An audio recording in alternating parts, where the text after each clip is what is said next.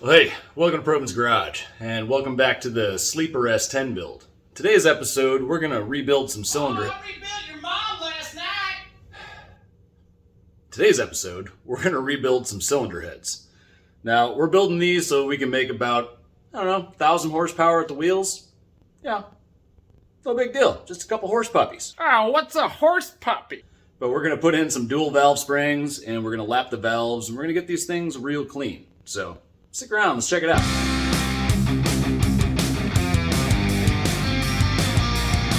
Alright, as you can see, I've already started working on one head. I got the deck surface nice and clean. Like, you still see some marks on it, but it is flat. This one I haven't touched yet. I did hit it with the pressure washer to get all the big chunks of grease and stuff off. But I'm going to come back through and hit this surface with a carbide scraper tool. So this is what they look like. You can get a kit that has two of them in it, smaller one and this one. I think it's like 40 bucks, so it's kind of expensive, but these work really well and they keep you from gouging the aluminum and make sure everything stays flat. So these are nice. They get everything off, get it nice and flat, and you don't have to worry about gouging anything. These ports are pretty clean. They're not perfect, but they are pretty damn clean, and all we really want to get is about as good as this. I mean, little tiny black spots in there aren't really going to change a whole lot. But on this side, you can see these ones already aren't bad, and that was just from the pressure washer. So definitely recommend start with the pressure washer. Not exactly what I did on that one. Kind of went in the wrong order and then figured it out. And started with the pressure washer on this one, and you get a lot of that crap off right away. And then you can go in with some brake clean or some carbon intake cleaner. What I found is you can get a pack of these. They're almost like gun cleaners. They go in the end of your drill, and you can get in there with some brake clean and use your drill and just gently work everything out, trying not to gouge anything. You probably won't gouge anything with this, but just be careful. Also, it's from Harbor Freight, so if you put too much side pressure on it, these will snap. Ask me how I know. How do you know? So before I start cleaning all the ports on this one, I'm going to take the valves out. And one of the main reasons for that is once the valves are out and you flip the head over, you now have light shining through here and you can actually see through your ports a little bit better. Just kind of helpful. So I'm going to get these valves out and then we'll take a look at how I'm going to clean those up and lap them. So some people have luck with just taking a socket and booping it with a hammer and the keepers will pop out, your spring comes off and your valve comes out.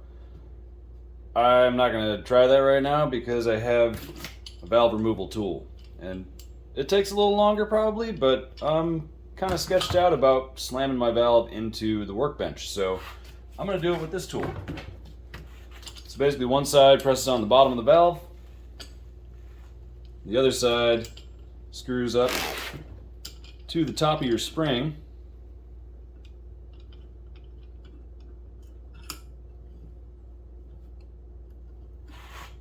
Then you just screw this in.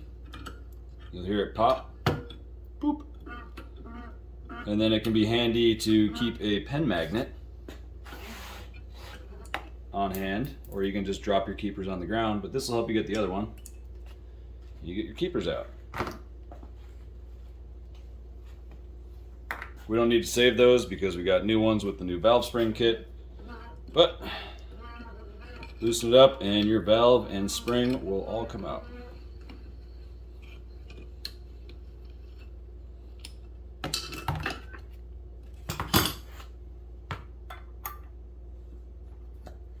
There we go. So I'm going to take a piece of cardboard and put these in it in order so I know which valves came from where. Might not need to do that, but it definitely doesn't hurt to do it that way since these have lived in this cylinder head for quite a long time.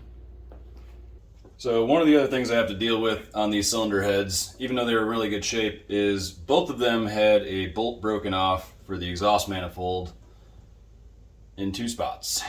And of course, they're both below the surface, which makes it a little bit challenging. So what I'm going to do is use my TIG welder and weld a little nub right on top of there, right on top of the bolt. Then I'm going to weld a washer onto that nub, and then I'm going to weld a nut on top of that washer and hope that the heating from when I'm TIG welding it will loosen it up enough to come out. And if not, then we're going to have to go to some more drastic measures. But I think this will probably work, so we're going to try it out. And so I don't like to ground right to the head because when you're doing that, you have a chance to cause some defects in where that ground is actually contacting. So I take one of the bolts that's used to hold the dipstick in, put that in, and I'm going to ground to that. And that way I'm not going to screw up any aluminum on the head. It's one of those situations that's pretty dicey, and you don't really feel comfortable about it, but you got to do it. So we're going to give it a go.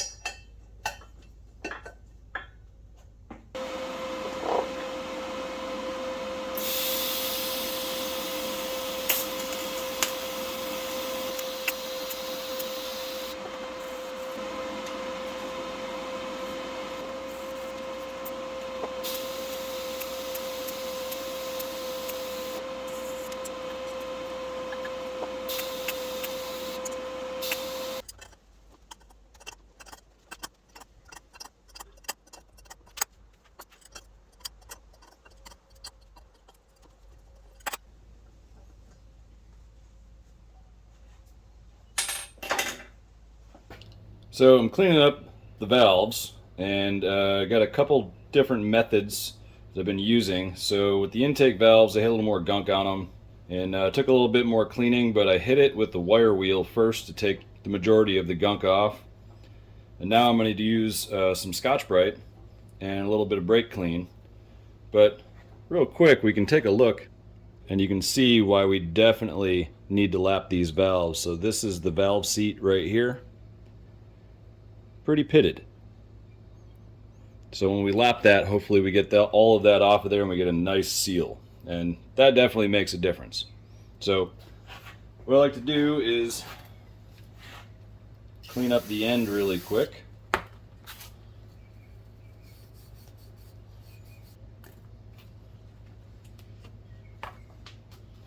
And then we can take some tape and wrap this around here just to protect the valve. Now these are hardened, so you don't have to worry too much about scraping it with a Scotch-Brite pad. I wouldn't use the more abrasive ones that you can use for sanding. That will probably scratch it. But these green ones work pretty well. Now we can take this, put it in the end of the drill. Don't clamp it down crazy tight, just enough to hold it.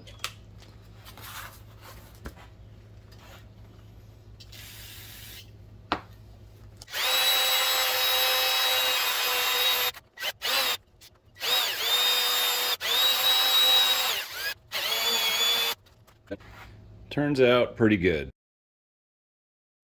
So now I'm going to lap the valves. I already did this head, but I just wanted to show in comparison. Unlapped valve seats versus lapped valve seats. And then an unlapped valve versus a lapped valve. So what we're trying to do is get as much seal as possible during combustion. We don't want anything leaking out. So the first thing to take into account is which valves go in which cylinders. So on these heads, they have a marking here, and the last 6 digits are different from the other head. So I wrote that down. And then taking the valves out, I just took them out in order from this end and put them all in some cardboard. That way when I lap them, I know which valve goes in which cylinder that it's lapped to. Because the lapping is going to be a little bit different between each valve and each cylinder, so you want to make sure you put them back in the same order. So the first thing I'm going to do is make sure all my valve guides are clean. And I got another one of these little gun cleaning type tools, but it's plastic bristles, so we're not going to damage anything. I just go in from both sides, a little bit of brake clean.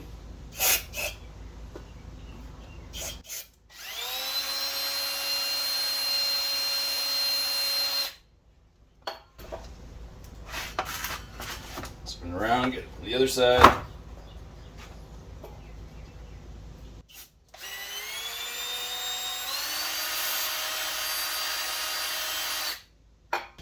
And then obviously go and do each one of them. So they make a little tool that sticks to the top of your valve, a little suction cup, and kind of sucks. It works, but it takes forever. So what I'm going to use is a piece of hose. the end of my drill. And then we'll take some lapping compound. You don't need a lot. You just want to coat this surface pretty evenly.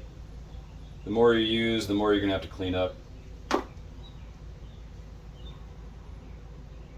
We're just going to coat that surface where the valve makes contact with the valve seat. If it's not perfectly even, don't worry. When you stick it in there and you spin it around a little bit, it'll even out. So then I take a little bit of oil, stick it down your valve guide, then work your valve in there. Then we turn it around and just stick the hose on the end of the valve. And once we start turning this thing, you're going to hear it's going to sound pretty scrapey, and then it's going to get quieter, and that's because the grit in this actually breaks down and becomes a finer grit as you're grinding. So I like to go until I hear that, move it out a little bit, pull it back in, do that 3 or 4 times, then reverse direction, do the same thing.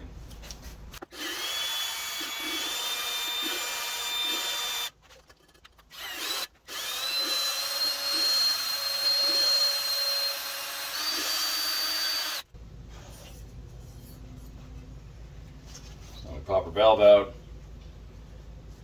wipe off that surface, and get an idea of how much more we have to grind off, or if we're good. So as you can see, we made a nice clean surface on there, and then we just want to check the seat as well and make sure there isn't any low spots or spots that don't look even. Come here, let's take a look at this. So you can see that nice shiny ring in there. That's where we just seated our valve. There's still a little bit of crap in there, so I'm going to hit this a few more times. But you get the idea. You go until it looks like it makes a nice seat, nice seal, and then you move on to the next one. It can be pretty tedious, but you just got to do it. Just do it. Just do it. All right, so the last thing we got to do is just install the valves with the new valve springs. I got these BTR dual springs. These will allow for enough lift to accommodate my stage 3 turbo cam that I'm going to use. So the first thing is we need to install the bottom valve keeper, or valve spring keeper, and the oil seal. So with these BTR springs, instead of having an oil seal that's all one piece like the factory oil seal, you actually have a spring keeper, and then you have a separate seal. You can probably get away with using a socket to tap this on, but turns out the kit that I use to install or uninstall the valve springs has a piece that fits over that really nice. I'm going to just take a little bit of oil,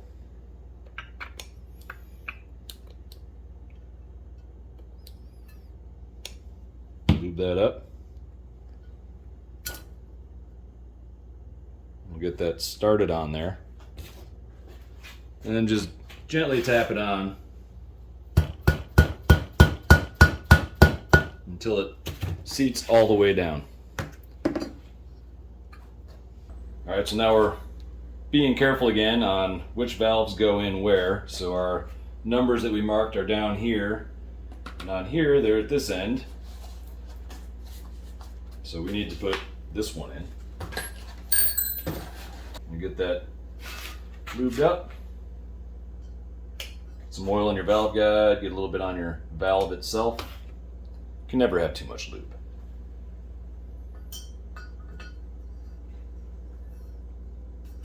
Pop that through there. And we'll get our spring on there. And then our little spring keeper. The top one with these BTR double valve springs has more ridges than the part that goes under the oil seal.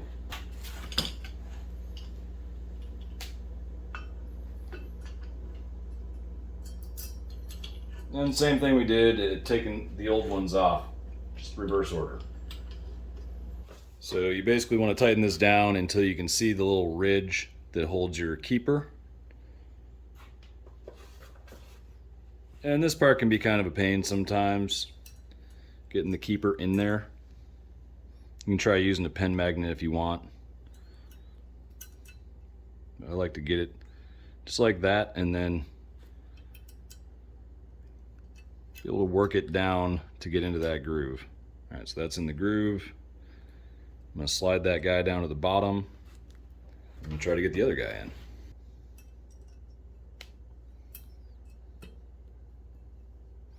And once you get that mostly in place, you can start loosening.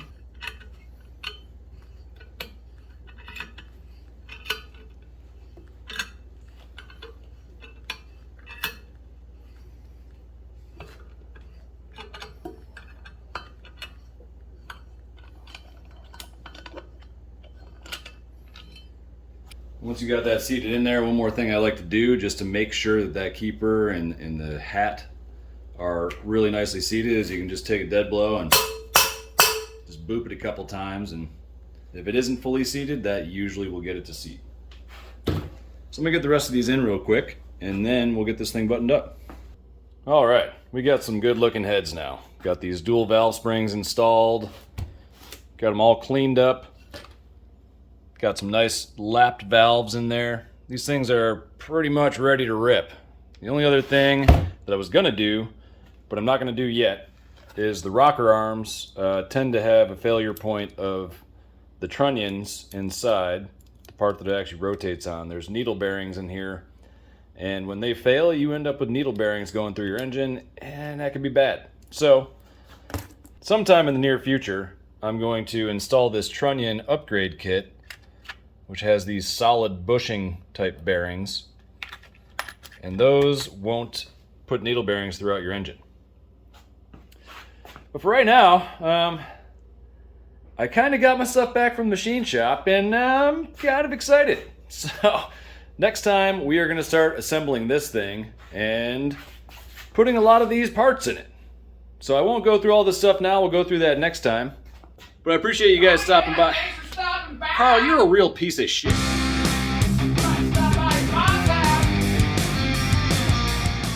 Oh, what's a horse puppy?